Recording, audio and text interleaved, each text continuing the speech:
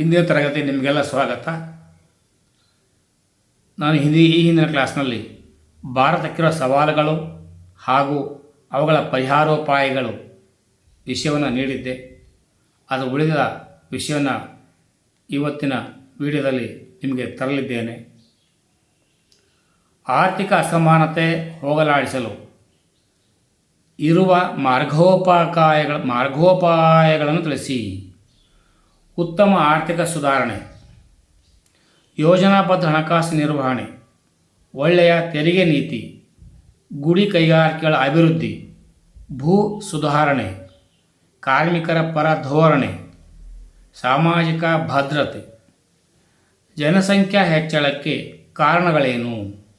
ಜನನ ಪ್ರಮಾಣದ ಏರಿಕೆ, ಮರಣ ಪ್ರಮಾಣದ ಇಳಿಕೆ, ಜೀವಿತಾವಧಿಯ ಪ್ರಮಾಣ ಏರಿಕೆ, ಶಿಶು ಮರಣ ಕಡಿತ, ವಿವಾಹ ಒಂದು ಕಟ್ಟುಪಾಡು, ಗಂಡು ಮಕ್ಕಳನ್ನು ಪಡೆಯಲೇಬೇಕೆಂಬ ಮಹತ್ವಾಕಾಂಕ್ಷೆ, ಮೂಢನಂಬಿಕೆ, ಅವಿಭಕ್ತ ಕುಟುಂಬ. ಜನಸಂಖ್ಯಾ ಹೆಚ್ಚಳದಿಂದ ಉಂಟಾಗುವ ಪರಿಣಾಮಗಳೇನು? ಬಡತನ, ನಿರುದ್ಯೋಗ, ಮೂಲಭೂತ ಸೌಲಭ್ಯಗಳ ಕೊರತೆ, ನೈರ್ಮಲೀಕರಣ, ಪರಿಸರ ಮಾಲಿನ್ಯ, ನಗರೀಕರಣ, ಕೃಷಿಯ ಮೇಲಿನ ಅಧಿಕ ಒತ್ತಡ, ವಸತಿ ಆರೋಗ್ಯ ಸಮಸ್ಯೆ, ಸಂಪನ್ಮೂಲಗಳ ಕೊರತೆ. ಜನಸಂಖ್ಯೆ ಹೆಚ್ಚಳವನ್ನು ಹೇಗೆ ನಿಯಂತ್ರಿಸಬಹುದು?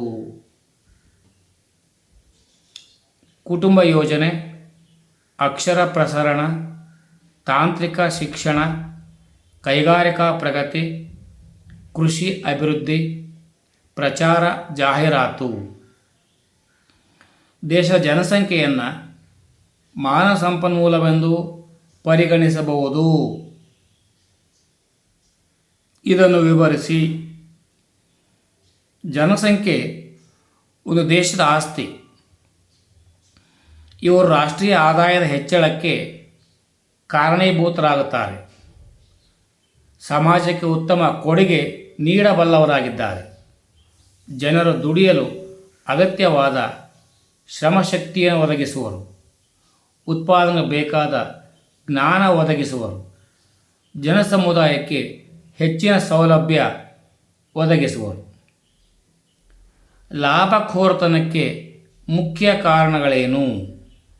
ಏಕಸ್ವಾಮ್ಯ ವ್ಯವಸ್ಥೆ, ಬಹುರಾಷ್ಟ್ರೀಯ ಕಂಪನಿಗಳ ವ್ಯಾಪಕತೆ, ಅನಾರೋಗ್ಯಕರ ಮಾರುಕಟ್ಟೆ ನಿಯಮಗಳು, ಅಕ್ರಮ ದಾಸ್ತಾನು, ಕಳ್ಳ ವ್ಯಾಪಾರ, ಬೆಲೆಯ ಬಗ್ಗೆ ಸರಿಯಾದ ನಿಯಂತ್ರಣ ಇಲ್ಲದಿರುವಿಕೆ.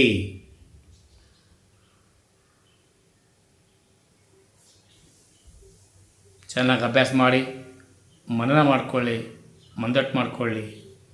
ನಾಳೆ ಬರುವ ಪರೀಕ್ಷೆಯಲ್ಲಿ ಬಲು ಹೆಮ್ಮೆಯಿಂದ ಬರೆದು ಹೊರಬನ್ನಿ. ಎಲ್ಲರಿಗೂ ಶುಭವಾಗಲಿ. ಜೈ ಹಿಂದ್, ಜೈ ಕರ್ನಾಟಕ, ಜೈ ಭಾರತ್ ಮಾತೆ.